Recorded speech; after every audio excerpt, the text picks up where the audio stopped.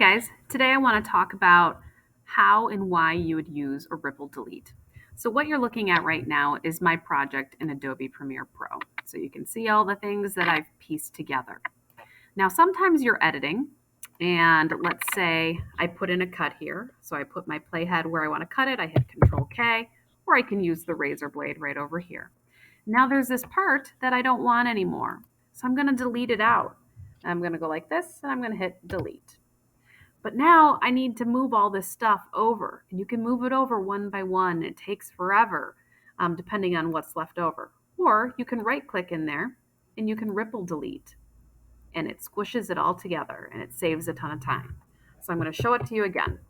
So you delete out the stuff, and in the empty space that you want to get rid of, you put your mouse there, you right click on your mouse, you hit ripple delete, and boom, you saved yourself a ton of time.